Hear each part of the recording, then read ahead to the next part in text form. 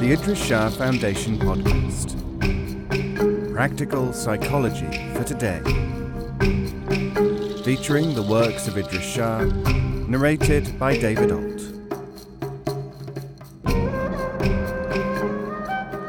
Welcome to the Idries Shah Foundation podcast.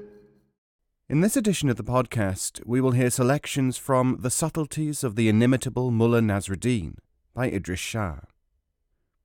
This audio is made available by the Idries Shah Foundation. Acknowledgements. Many Nasrudin enthusiasts throughout the world have helped in the assembling of these tales. Their contribution has included translation, tape recording, comparing variants, reciting stories, visiting immigrant communities, and literary research.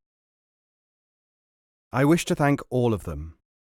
Representatives are the following: Abdel Karim Suraverdi, Khan Abdul Karim Khan, Goethe Ewald Anderson, Sufi Anwar Ali Shah, Sardar M. Akil Hussein Khan, Barlas, Don Ishmael Benassar, Sir Edwin Chapman Andrews, M. K. Chowdhury, Helena Edwards, Sheikh Fakhruddin Al-Amoudi, Sharif Faris El-Helabi, Feroz Abdali, Leon Flamholk, Hazrat Hafiz Abdullah, Bey Ildirim, Saeed Iskandar, Jazim El-Anazi, Edward P. Lumsden, David Wade, Ya M. Khan, and Dr. Zeki El-Mahassani.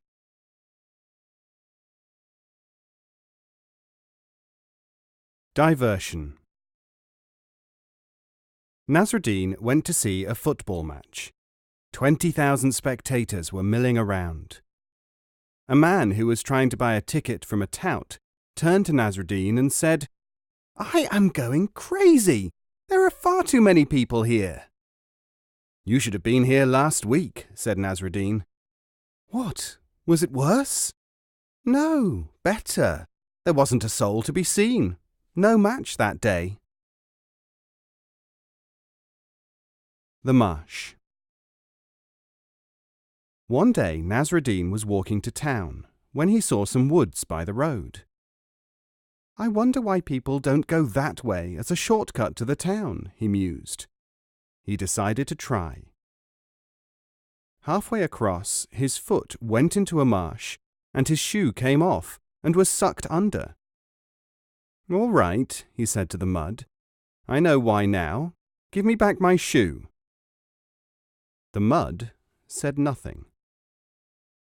So the mullah retraced his steps to the road, walked into town, and then went back to the mud. "Marsh, marsh," he said, "I have given back the stolen time and effort to the shortcut. Now give me back my slipper." No answer. So he reached into the mud, and after a great struggle, he found his shoe. "This mud is obviously determined to make everyone pay for his mistakes. But although he is the keeper of the public conscience," said the mullah aloud, "he is a hypocrite. Here is my shoe right enough, but the mud has not only taken interest by making me struggle so much, he has dirtied the shoe as well." How to get out of trouble. A man had fallen between the rails in an underground station when Nasrudin came along one afternoon. People were crowding around, all trying to get him out before a train ran him over. They were shouting, "Give me your hand!" But the man would not reach up. The mullah elbowed his way through the crowd and leant over to the man. "Friend," he said, "what is your profession?" "I am an income tax inspector," gasped the man. "In that case," said Nasrudin, "take my hand." The man immediately grasped the mullah's hand and was hauled to safety. Nasrudin turned to the open-mouthed audience. "Never ask a taxman to give you anything, you fools," he said, and walked away. What could become what? Hakim went to a restaurant and ordered boiled eggs. The crafty proprietor gave him a bill for 5 silver pieces. Hakim protested that this was far too much. "If I had kept those eggs and the hen had hatched them, they would have become chickens," said the restaurant man, "and their progeny, and theirs, would have produced millions of eggs, worth much more than 5 coins. You have had your eggs cheap." The local judge was Nasrudin, and Hakim took his complaint to him. The restaurant man had to go along too to defend his case. Nasrudin at that time heard his cases at home, because he said that justice always appears in life. When he had heard the 2 arguments, Nasrudin took some corn and boiled it. Then he let it cool a little and planted it spoonful by spoonful in his garden. "Whatever are you doing?" asked the 2. "Planting corn so that it will multiply," said Nasrudin. "Since when could something which has been boiled multiply like that?" burst out the restaurant owner. "That is the judgment of this court," said Nasrudin.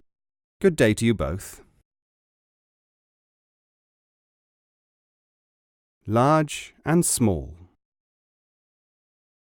Before Mulla Nasrudin became a Sufi, he used to think just like other people. He went to pray for something he very much wanted in the great mosque, but there was no result, even though he went there every day for months. When he confided his needs to another man, the other said, "Why do you not try praying in the Tackier of Sheikh Ahan? It is an oratory, like a small mosque, attached to the Sufi's house." The mullah went there and tried again. The very next day, his prayer was answered. Nasrudin went to the great mosque. Standing outside, he addressed it with these words: "For shame! To think that a baby mosquelet called a Tackier could do what a grown-up like you cannot." Watch out. "I wonder what I can do," Nasrudin asked his friend Wali. "People think I'm rude when I push my barrow behind them, shouting, 'Mind your backs!'" "No real difficulty about that," said Wali. "The English are cultured, and they don't like roughness, that's all." The 2 met again a few weeks later. Wali said, "How are you getting on with your barrow?" "Your advice was no good. I tried a bit of culture, but people still think I'm uncultivated." "What form did your cultivated behaviour take?" "Instead of shouting, 'Mind your backs,' I yelled at the top of my voice so that they'd be sure to hear, 'Shakespeare!' They got quite annoyed." They don't work. An engineer was fixing a bell outside a house. Mulla Nasrudin came by, stopped, and asked, "What is that thing?" "A fire alarm." "I've seen them before. They don't work," said the mullah. "What do you mean?" "The bell rings all night, but the fire burns just the same." Stop-go. One evening, Nasrudin was stopped by a policeman. "This is a summons for driving through a stoplight." The mullah said, "When I go into court, I shall ask for it to be balanced against all the times I have stopped at the go light and never been credited for it." Temperatures. Nasrudin was practicing as a doctor. A friend telephoned in the middle of the night. "Come at once. I have a fever." "What's your temperature?" "Oh, it must be 150 degrees. "You don't need me," said the mullah. "You need a fire brigade." Time. Nasrudin was arguing with a man who knew far more about everything than he did. And, it seemed, he could also match every one of the mullah's accomplishments. Finally, the challenger said, "Nasrudin, let us have a contest to decide who is better at everything. You propose something. No matter what it is, I'll guarantee to do it in half the time."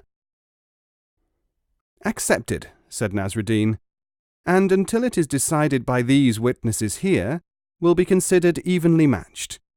Here is my choice. We'll see after 1,000 years of my lifetime whether you have aged only 500 years. Feedback. Nasrudin was not feeling very well. He called in a doctor. "You need a purgative," said the physician. "I want a second opinion," said Nasrudin. "An operation," said the second doctor. "Send for another doctor," said the mullah. "Massage is the only answer in cases like this," said the third leech. "Now we have the prescription," said the mullah. 1/3 of a cut, 1/3 of a purge, and add 1/3 of a massage. That should clear things up nicely. Psychology. Mulla Nasrudin went to see a psychiatrist. He said, "My trouble is that I can't remember anything." "When did this start?" asked the doctor. "When did what start?" said Nasrudin. When to do what? Mulla Nasrudin once disappeared from his desk for 3 weeks. When he came back, he was called into his employer's office. "Where have you been, Nasrudin? You can't vanish for weeks on end without permission." "I was only following your instructions." "Explain yourself." "I went into your office to ask for a holiday.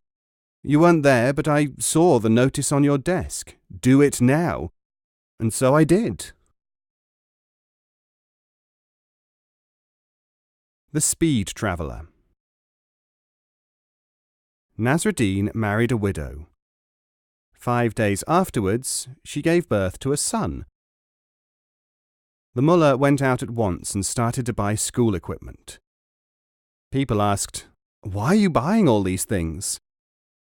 Nasrudin said, "If my boy has accomplished a 9-month journey in 5 days, he will be ready for school any day now."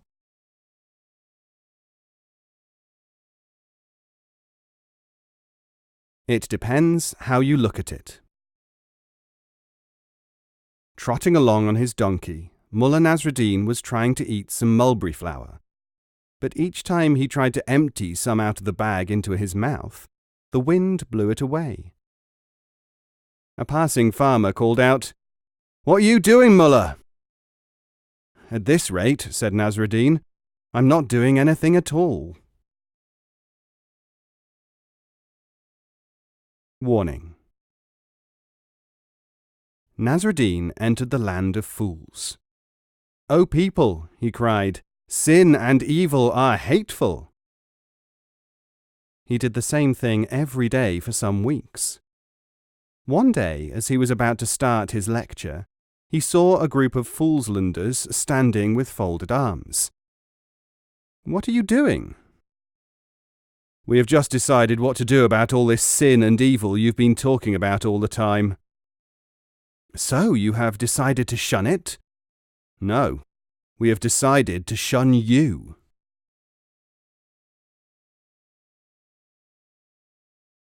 Don't jump to conclusions. Although he was supposed to be a wise and holy man, Nasrudin was accused of being almost illiterate. One day, the ruler of his country decided to put this to the test. "Write something for me, Nasrudin," said he. "I would willingly do so, but I have taken an oath never to write so much as a single letter again," said Nasrudin. "Well, write something in the way in which you used to write before you decided not to write, so that I can see what it was like." "I cannot do that. because every time you write something, your writing changes slightly through practice. If I wrote now, it would be something written for now. Then bring me an example of his writing, anyone who has one, ordered the ruler. Someone brought a terrible scrawl that the mullah had once written to him. "Is this your writing?" asked the monarch. "No," said Nasrudin. "Not only does writing change with time, but you are now showing a piece of writing done by me to demonstrate to someone how he should not write." Smooth trees. Nasrudin came from a small town whose mosque could not afford a minaret. When he saw his first minaret, the muezzin was walking around the small platform near the top, calling the faithful to prayer at the 4 points of the compass. Nasrudin called up, "Before you got trapped in that peculiar position, you should have made sure that the tree was not so smooth that you could not climb down." 2 for 1. "Why are you dragging your wife towards the marketplace like that, Mullah?" "I have just had a brilliant idea. She is 40 years old today, and I propose to exchange her for 2 20-year-olds. Myself. A monk said to Nasrudin, "I am so detached that I never think of myself, only of others." Nasrudin answered, "I am so objective that I can look at myself as if I were another person, so I can afford to think of myself."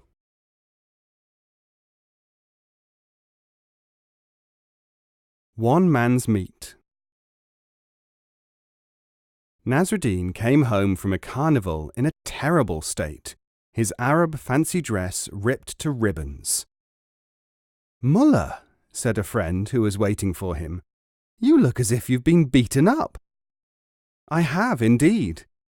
"But people don't beat others up for wearing fancy dress." "How can you explain that to Kurds whom you meet on the road, looking for Arabs to beat up?" Salute.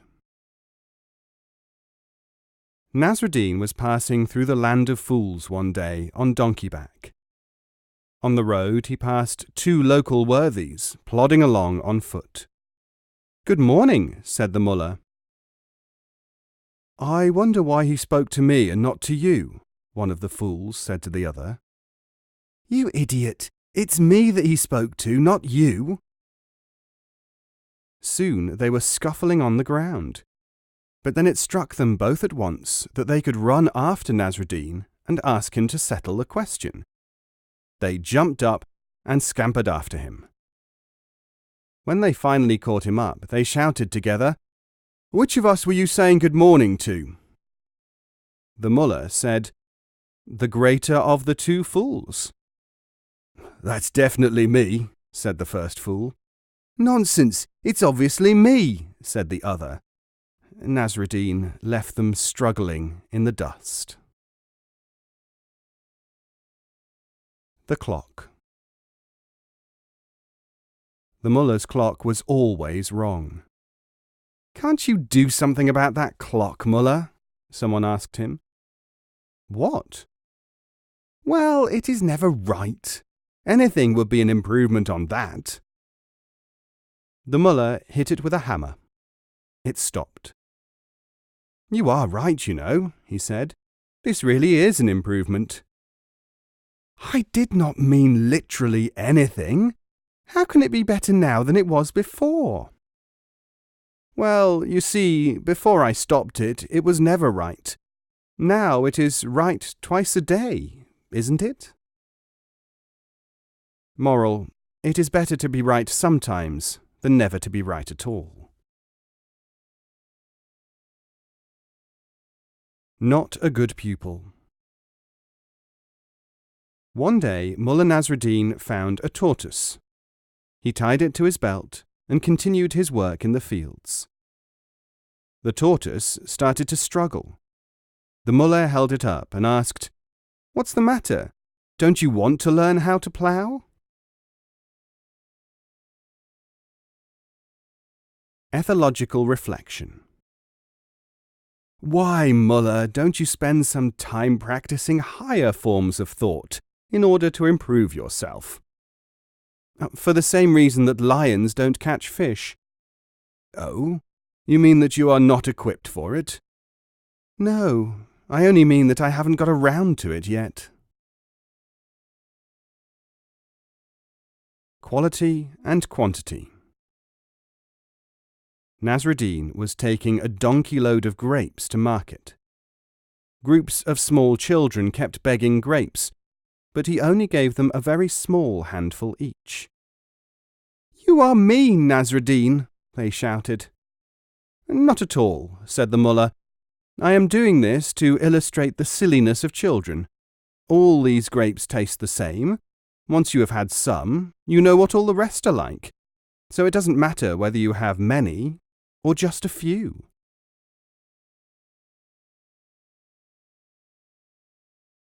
Social conscience.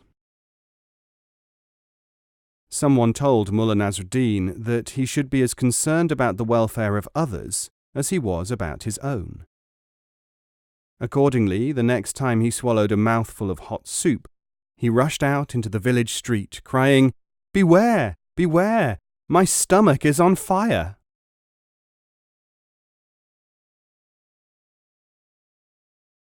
Buf Song. The acoustics in Nasrudin's bathroom were unusually flattering. One day, captivated by the beauty of his voice, he thought, "Why should I not share this delight with other true believers?" He rushed to the top of the nearest minaret and started to call the morning prayer. Someone shouted up to him, "Idiot! Not only is it not the time for prayer, but your voice is terrible." "Yes," said Nasrudin sadly. "We will have to wait until someone builds a bath up here before they will appreciate me."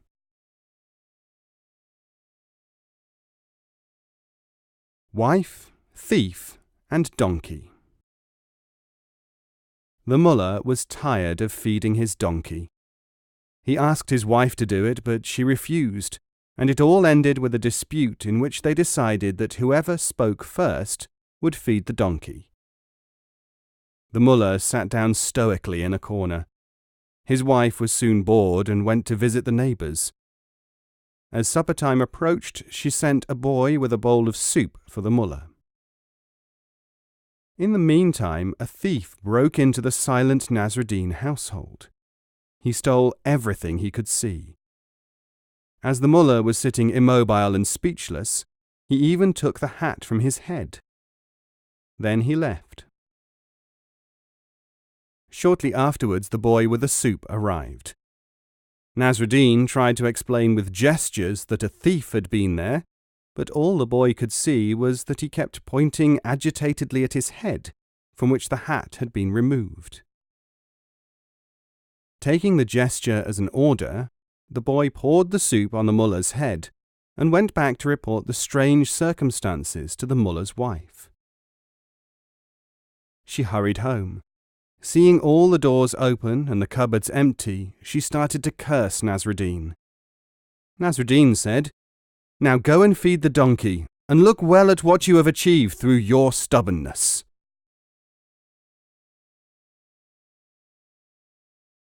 How much? Nasrudin had saved a lot of money. Someone asked him to go to a mannequin parade. Afterwards, he was asked how he liked it. "It's a complete swindle." "Why?" "They show you the women, and then try to sell you the clothes."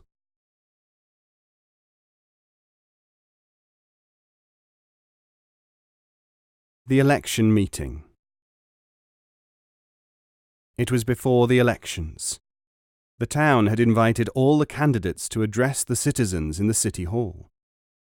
Nasrudin was invited as an exotic local character to entertain.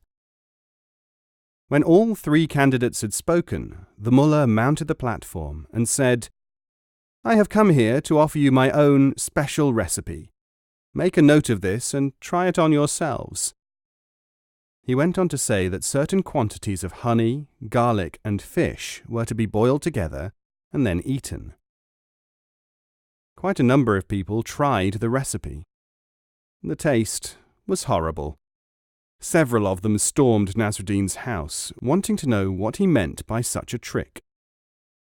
"Well," said Mulla Nasrudin, "I didn't say that I liked it.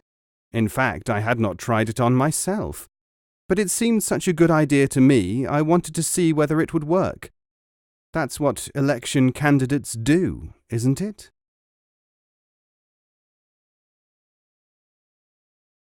That's why they appreciate it.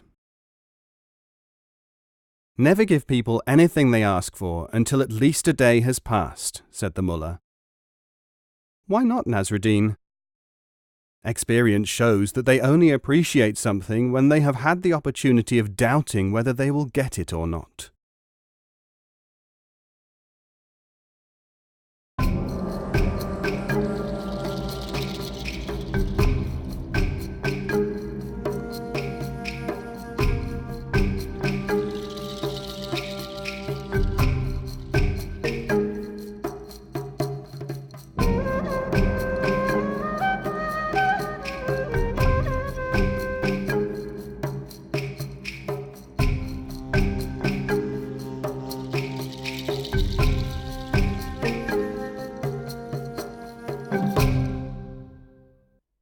This podcast is copyright 2018, the Idries Shah Foundation.